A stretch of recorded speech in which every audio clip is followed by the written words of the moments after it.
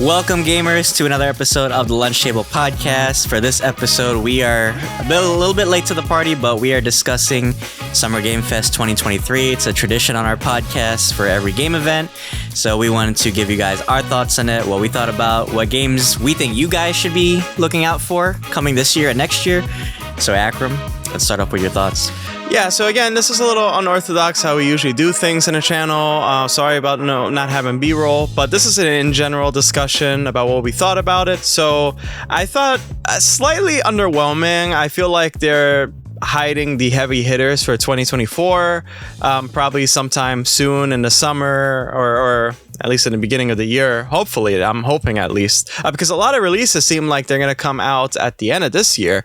I know Final Fantasy fans will be really excited for Rebirth, which is coming out early 2024. And we also got a release date for Spider-Man 2 launching on October 20th. We'll get to the meat and potatoes a little bit later on. But Dylan, let's get your thoughts. Yeah, I also feel like they're hiding some stuff too, perhaps for Game Awards at the end of the year. It just makes sense, with the release of, the PS5 for next gen. A lot of the new console will be releasing next year. So, and also we saw a lot of, like you said, Spider-Man, a lot of things we've already seen from PS Showcase and Ubisoft Forward as well. I thought it was better than PS Showcase, to be honest. I think there were a lot more games I'm excited for. Yeah. But for the most part, like you said, it was kind of whatever. Yeah. What games stood out to you? It's hard to say, to be honest with you, because they were kind of like new games that I've seen aren't going to be probably talked about as much. So games that maybe I'm going to definitely get are, of course, Mortal Kombat 1. We've seen some gameplay. That trailer was awesome. Yeah, and we'll talk a little bit about Alan Wake a little bit later, but Mortal Kombat 1 I think was significant. It's the first reveal. You get to have, what's his name? Ed Boon was there. Get to talk a little bit about the tag teaming mechanic, which is cool to see. Hopefully it doesn't there won't be spamming or whatever, because I really suck at these games. That spamming shit. If I get caught in that, I swear to God, I'll start beef with all my friends. Yeah. But no, the fighting mechanics look really cool. I like the introduction of the tag teaming stuff. I think that's cool, and it's a reset for the universe. This is a whole new timeline now. We see a lot of origin stories for a lot of the characters that we've come to know already. And we also see apparently Jean-Claude Van Damme is voicing Johnny Cage. I thought that was really cool. That's cool. I don't know if he's actually doing the CGI capture, but I know he's doing the voicing, so I thought that was really cool. I wish they actually used his face for the actual character. They didn't, unfortunately. I think that would have been really funny to see after, because he was in Street Fighter, so now you see him here, so that's really funny. But it's okay, at least we got him voicing. So yeah, I mean, they show some fatalities, some power moves and whatnot here and there. It looked really visceral, really great. The graphics don't seem very different than it did in Mortal Kombat 11. It kind of looks similar. So, but I'm sure, I mean, you see a lot of cool ray tracing here. I think one of my favorite maps so far is, it's in a mansion. That was really funny to see, really interesting. Actually, the landscape is quite beautiful. So that's probably one of the most realistic things that I've seen from the trailer. So yeah, I mean, we get to see some reoccurring characters. All of them have redesigns, some race swaps as well, but that's fine. It looks really cool. I think it's really authentic to the actual characters themselves. And I can't wait to actually play the game. Yeah, you guys can pre-order the game now. It's coming, I believe, when in September or something. So yeah, pre-order the game now. I think the collector's edition is out of stock. Unfortunately, I missed out. Definitely, that sucks. But you could pre-order the deluxe edition through your favorite retailers. What about you? What's your next game that you think was noteworthy? There were cool indies that I thought were interesting. Witchfire. I mean, it's basically an Evil West clone. I thought it's a cool first-person shooter, but it also has some demonic elements in it too. Really fast-paced. So it's for PC. You can get early access before September 2023. Lies of P, which is the Bloodborne style game that takes place in the Pinocchio universe, I think. Really cool. It's a game I've been eyeing for a while. The demo is out now, but you can also pre-order that before September. I just like the steampunk aesthetic. I've never seen a Bloodborne style game with a almost futuristic kind of setting, like with the steampunk aesthetic, and I think it's really cool. I think the environments are really great, and I love like always the third person like live action kind of mechanics. So I think it's a really cool game. Sure, yeah. I just want to give a quick shout out to some live action presentations we've seen. And then maybe we could leeway into Nicolas Cage. But before that, yeah, we get to see our first look at The Witcher Season 3, or I should say Volume 1 or Part 1. We get to see a trailer that gave us a lot of info on what the next season will be about. I'm not sure if this will be Henry Cavill's last time. I think I heard somewhere that Season 4 will be his last time being Geralt. It looked good. It looked pretty good, to be honest. What are your thoughts on that trailer? Yeah, I mean, we reviewed Season 2, and I thought it was pretty strong. I think this one will probably be just as strong. I mean, some shows have a curse where like the third season kind of plateaus, with story. And we see what's her name, Cerelia. She looks so grown up now. It's so funny, like seeing her from like Season 1, and she was such a child. Ciri, yeah. Or Siri, yeah. It's so weird saying that. Yeah, I hope this isn't his last outing as Geralt, but we saw Jaskier too. His hair grew out like so long, like shit. I know. Kind of looks like from the games almost. I don't know much about the books or the games, but I mean, obviously the stakes are bigger. We also see Yennefer. It looks like she's kind of like becoming more stronger with her magic. So it looks like the stakes are building up for this kind of like almost apocalyptic event. And it looks like the fighting looks even cooler too, because it now looks like Ciri and Geralt are almost like matched in like the choreography. Like they look like they were like back to back, and their fighting was really cool too. What are your thoughts? Yeah, we also get a shot at, I think, the Wild Hunt. I think that's what you call them. We get to see a shot of those dudes, riding their horses and whatnot. Yeah, it looks really good. I'm glad we get to see a lot more beasts as well. I think that's kind of been lacking in Season 1 and probably a little bit of Season 2. Just a little bit. It looks like this one, they went all out with including a lot of different forms of monsters. So from the trailer, at least we've seen. So that looks really cool. All right, so we also get a glimpse at Twisted Metal that will debut on Peacock on July 27th. We will review it. I don't know if they're going to release the whole series in one day. So we'll keep you updated on that. So we get to see the clown of horror fight Anthony Mackie's character, John Doe. I have to admit, this was kind of a letdown. It was pretty cringe. I'm not going to lie. I'll be honest, I never played Twisted Metal, but I've seen like snippets of it when I was younger. But yeah, I have to agree with you. Just seeing the trailer, it was kind of like generic Netflix quality. I have to admit, it was kind of funny. Maybe that's the intention. I don't know. I've never played, like I said, so I couldn't be able to judge it. I think you know a little bit more about the lore behind it. I do, yeah. Yeah, so I mean, seeing Sweet Tooth in live action looks great. I think they nailed it. So I think you have Samoa Joe, and then again voiced by Will Arnett. I think it's probably perfect for the character, but the actual setup was basically a letdown. And we see Anthony Mackie's character John Doe taking abuse from Sweet Tooth, and then there was this whole singing thing and this and that. It was really corny. But the thing is, like, the game doesn't really offer much in lore. You really have to dig through the bios in the game, and you really have to just go through it and try to connect each game, because it does take place, I think, in an alternate dimension. And so that's why Anthony Mackie's character name is John Doe. It's in this dimension where everything is just messed up. And so I assume that being John Doe will be a great way to introduce elements of the lore in the world, because he doesn't probably remember his past life. Maybe that's what I'm guessing. So he's kind of like a Kamala Khan character in that sense. But yeah, I wish they showed a car scene rather than this scene. Right, so that was pretty like weak. I don't know why they kind of did that. Yeah, especially something so cheesy like this. I think that was a pretty weak debut, unfortunately. Even the mask kind of looked like it could have been better. Yeah, probably so. I mean, it was pretty weak. It's kind of disappointing. It kind of makes me feel a little worried for how the show will actually be. So, Twisted Metal, you're supposed to have fun playing the game, but if it's an actual show, you don't want it to be like dead cringe where it's like, oh, I hate watching this. It's like a chore to watch. Yeah. Yeah, I don't want it to be, especially we got to review it. So like, I hope it's not a chore to watch. But it is what it is. So you guys let us know what you thought about that teaser in the comments below. Moving forward, why don't you give us your next pick of something notable? This one was interesting. I didn't expect it, but Bandai Namco announced Sandland from Dragon Ball creator Akira Toriyama. Okay. You didn't like the art style, but I thought it was Not kind of really. interesting, to be honest. It's like a weird, like 2D, 3D style. It's like Beautiful Joe mixed with 3D more. I thought it was interesting. I like when games actually like do that kind of like weird style.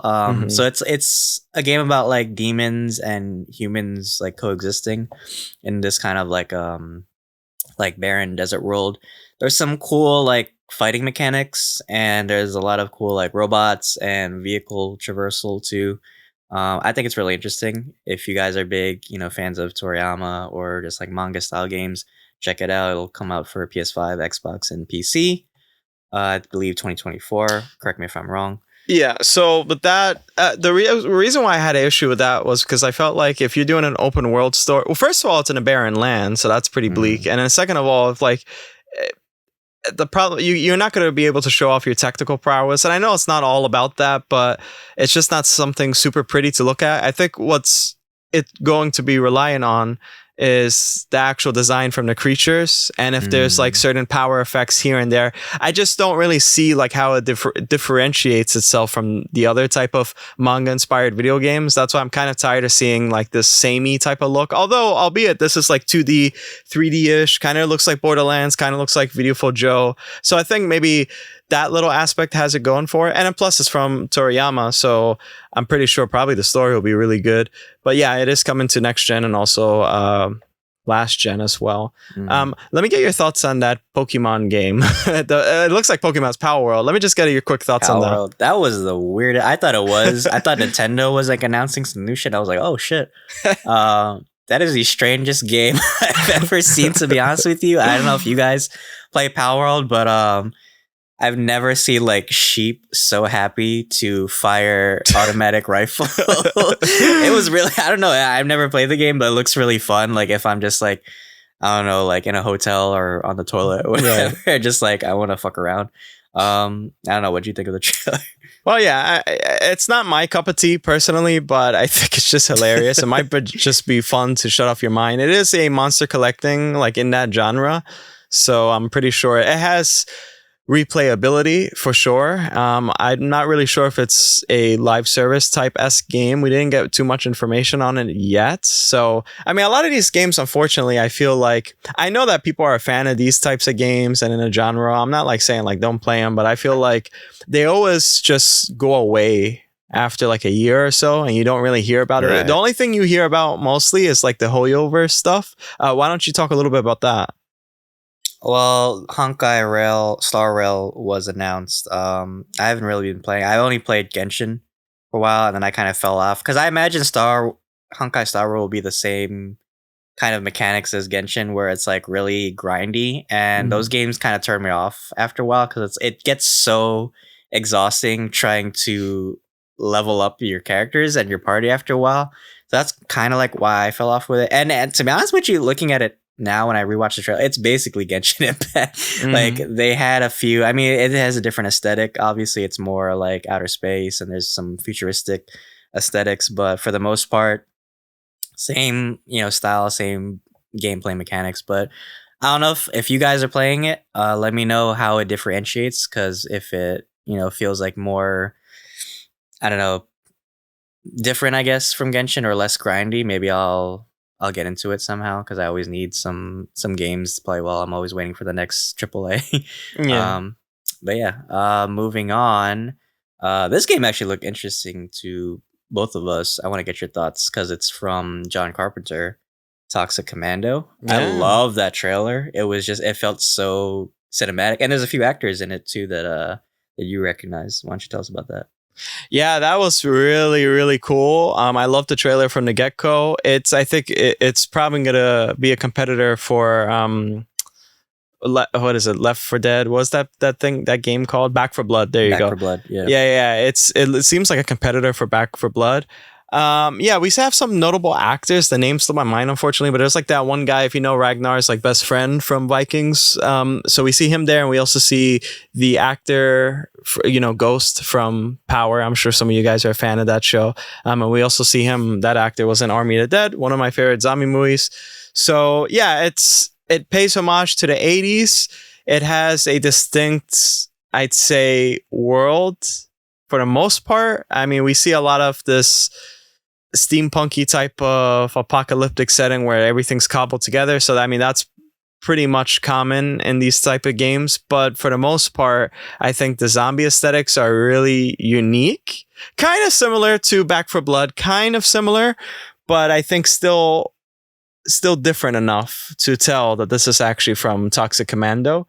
So yeah, the game is coming for next gen and PC next year, and that's really cool to see. John Carpenter somehow has like involvement in video games, in the video game industry. Yeah, that's cool. Awesome. That's really awesome.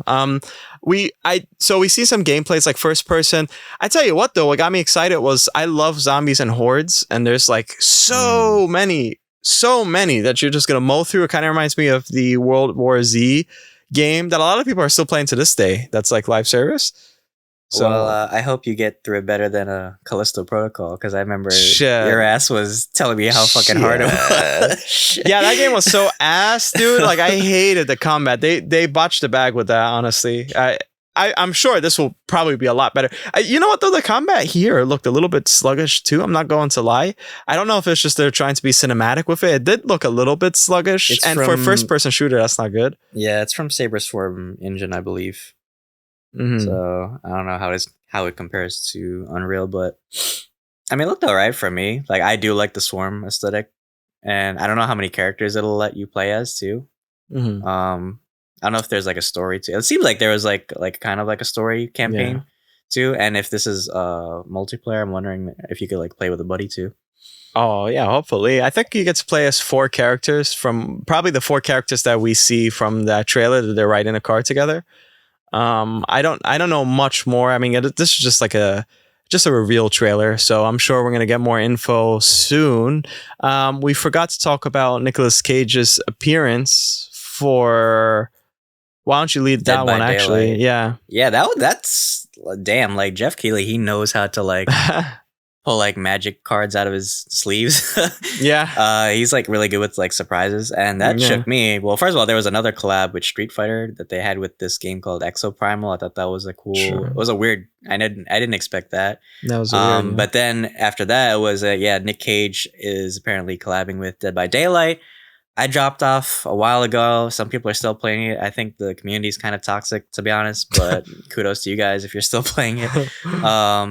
Yeah, I guess like I told Akram, I said Nick Cage would probably mow my lawn for some spotlight in the media. I guess that motherfucker will like cook dinner for you for like a movie role for Instagram reel. Right. Well, that's just he's a phenomenal. I think he's very versatile, and he has fun with. I think he's like very meta too, with a lot of roles he takes, and it's really cool to actually see a lot of actors get into video games. So we haven't seen that before. So to see this persona, although I'm not a big Dead by Daylight fan, but he did run kind of weird. I don't know how the graphics really are, but when he ran, it was so I was cracking up because like when you like put barriers behind you to block the killer, right? His face looks it looks like PS2 graphics. Like it's so stoic. He's like this. He's like exactly. It's like it's so hilarious. Maybe they'll make his. I mean, I'm not playing this game for the facial expressions, obviously, but I just thought it was like really funny, like watching the trailer. Yeah. Who knows who they'll get? Maybe they'll get fucking Michael Cera next.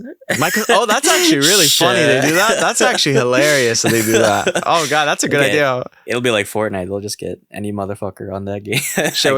we got to tweet Jeff Keighley. Speaking of Fortnite, they did announce that there is, of course, a new season, a new crossover. So this is Chapter 4, Season 3. We see it's called Fortnite Wilds. So if you guys are a fan of the lore like I am, Fortnite is has a plethora of beautiful lore. So if you guys aren't a fan of Fortnite, I mean, I definitely recommend going to YouTube and checking out the lore, because you could make a series out of it. It's amazing. But we also see that Optimus Prime was introduced as a playable character. So this is Optimus Prime's look from Rise of the Beasts. We did a review for that, so link down below for our movie reviews.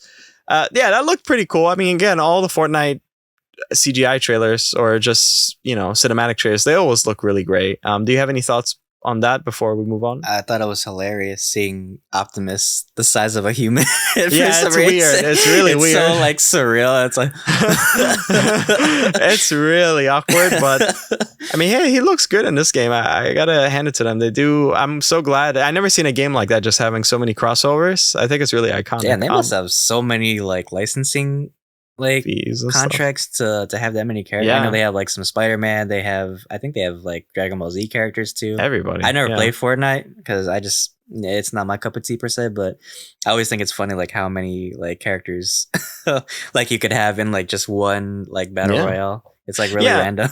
And it makes sense though with the story. That's what I like. They kind of tie it back to the story. I mean, I don't doubt next time they'll get Mrs. Doubtfire or the girls from Sex and the City to make an appearance eventually, Sure. Let me get your thoughts on, we see a lengthy gameplay sequence for Alan Wake 2, and we also see it's presented by, I believe, the game director or something. And he talked a lot about split, gameplay sequences between these two characters.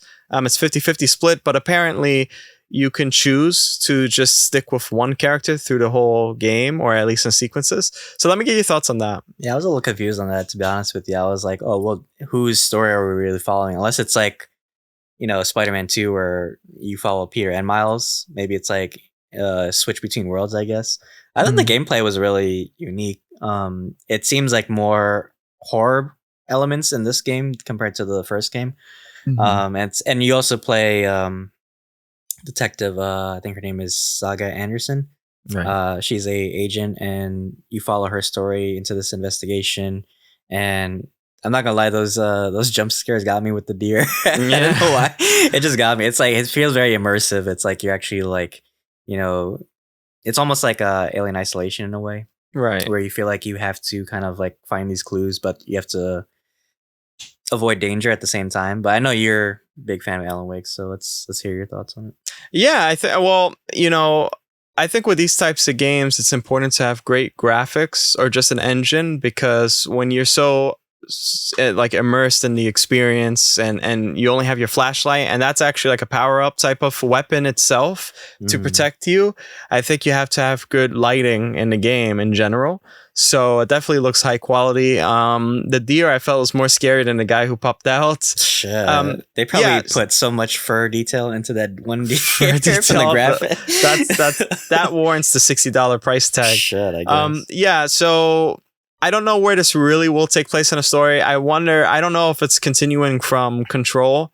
I actually want to see like a tease one day, hopefully maybe next year. I know they're still busy with Alan Wake 2, but maybe next year we can see a tease for Control 2, because that's one of my favorite games. Oh, wow. Yeah, I mean, and they had the Alan Wake DLC, which was phenomenal. I loved it. So I wonder if they're going to somehow throw Easter eggs about what had occurred.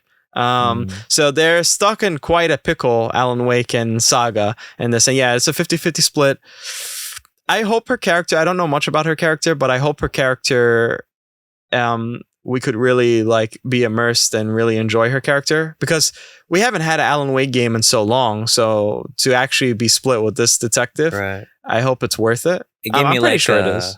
It gave me like Resident Evil mixed with like Last of Us kind of vibes. Yeah, the gameplay was a lot like Last of Us. I admit, like just the gun gameplay, it reminded me of Last of Us 2, and then the aesthetic was a lot like kind of Resident Evil 4-esque. But man, oh man, does the foliage and stuff look brilliant? It looks really great, and yeah, I mean it's from Remedy, right? So I trust in them completely. I do. So why don't you give us your next pick? There's only like 2 picks left, but I guess people were hyped for Prince of Persia. I'm sad that it's not a Sands of Time remake.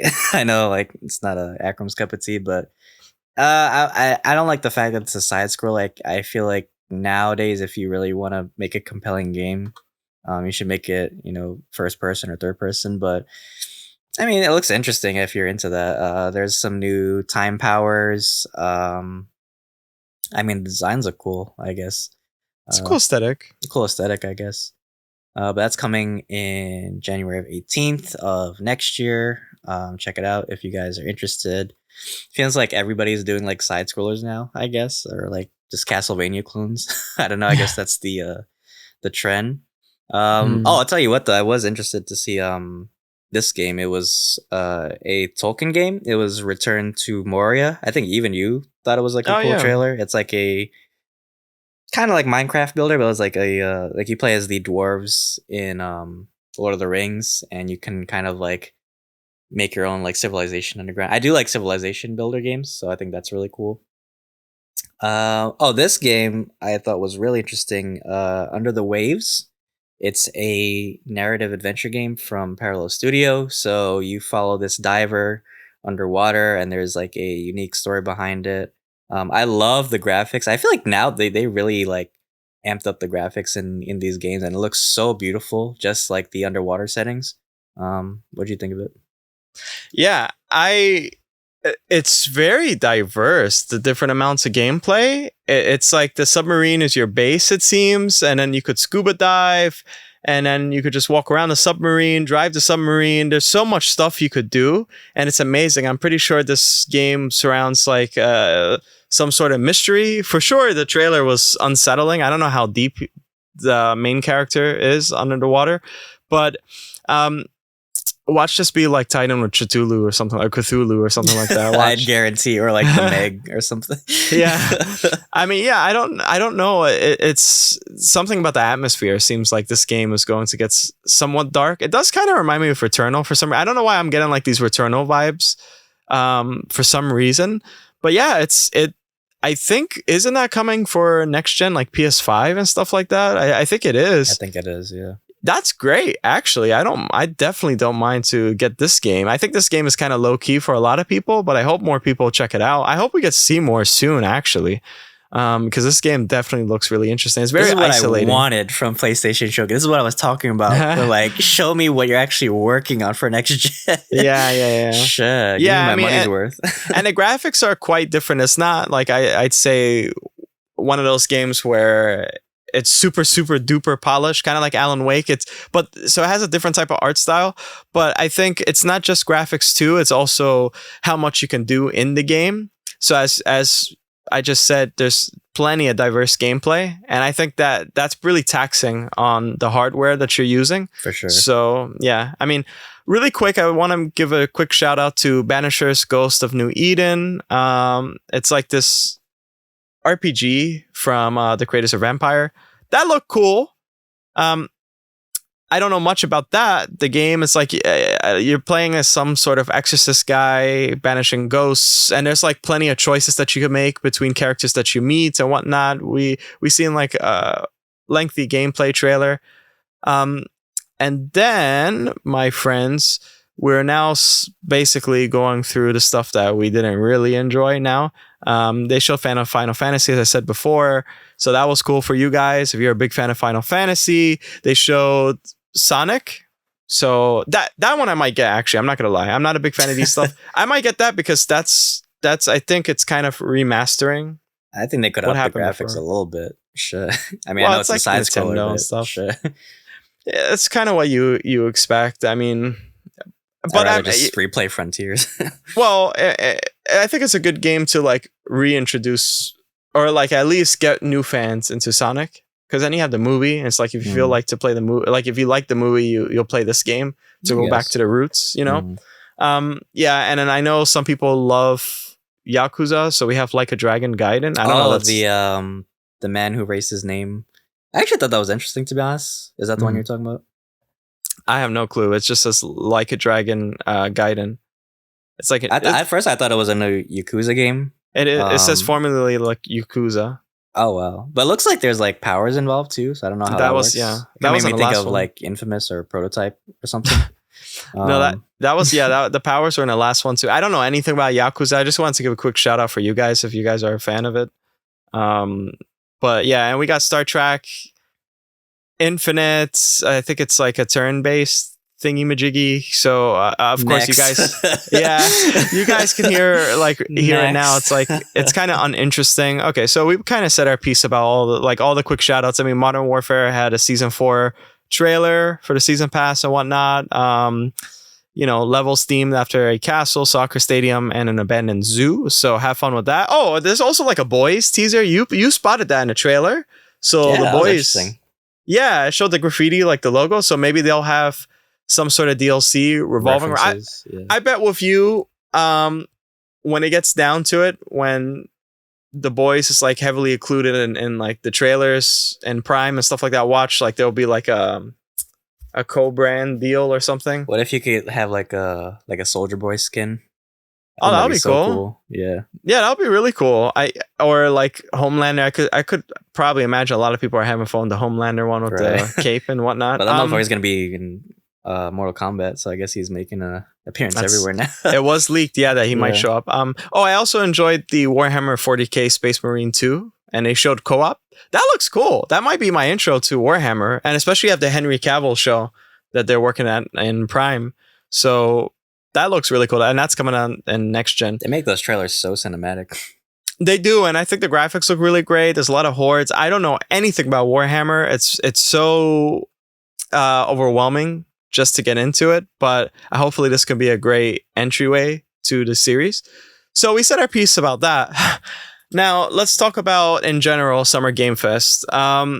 It's really strange how a lot of these events are lackluster, and maybe some of you will comment and you'll say, well, you guys are assholes, you only play AAAs, this and that. Well, look, I maybe play a lot of AAAs. I know AAA games are kind of bad these days, a lot of crunching and doing this and that, but I still enjoy them for the story. I just want to get my money's worth, right?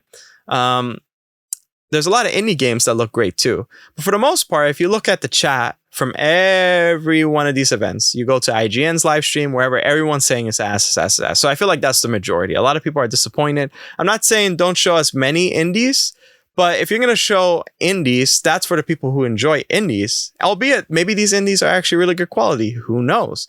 But when we get AAA games and we see the trailers, there's like 2 that probably are good quality and the rest are kind of ass or they're non-existent that we know of. Like, why not show more? So that's why it's like now it feels like it's putting the spotlight a lot in indies, which is great, but I still want a little bit more equality. Equity. No, I just want a little bit more equality in that sense. Let me ask you, do you think there's a pressure to kind of fill up the roster in a way? Like, I mean, I guess you could, if you really want it, you could just have all the heavy hitters. I do love the inclusivity of the indies, but like you, I also agree that you need to kind of flesh it out more and make it more, it's like showcasing, right? If you're gonna have this beautiful showcase, you need to really give me something that makes me say, oh, okay, I should buy that, right? Don't just give me like a trailer and then it's like coming out sometime this year, right? It's like, okay, it's like next for me. It's like just swipe left on the next game, Yeah, and again, I'm not like against indie games. It's just you got to kind of think about everybody. Like when you have these showcases, this is not the PC game show, right? This or the pre-show. Or the pre-show. It's not any of those things. It's Summer Game Fest, and then you have the Game Awards, and then you have the PlayStation Showcase. Mm-hmm. There's people who just don't like indies, like me. Like I don't play indies. I'm sure if I actually had the chance and I played them, I would feel very connected to one of them. And I would remember for a long time, but I just don't feel like to play them. I want to play a AAA experience. I just want to like forget life for a little bit and just play that and be fully immersed in that story.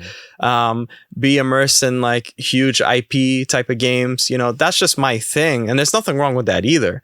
I think the lack of all these AAA games is because the industry is kind of bad. We talked about this in PlayStation Showcase. A lot of people with the economy and stuff. There's a lot of writer strikes, a lot of crunch.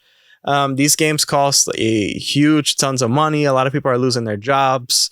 So I understand, but maybe they're playing it really close to their chest just in case. I think that's probably the most likely reason is they're playing it really close because they don't want to make the same mistake that, like, let's say Neil Druckmann made with The Last of Us Part 2, where like a lot of things were leaked and then they get bad press for it and bad reviews and this and that. Right. Maybe they're just trying to be really, and then plus you have like PS5 Pro, you have the next Xbox console coming out soon, like the upgrade, and maybe there's going to be games that they want to kind of tie to that. So they're being really strategic, and you know, it's kind of like Oppenheimer in World War II is like they're doing shit in secret, right. And then like boom, all these AAA games or whatever.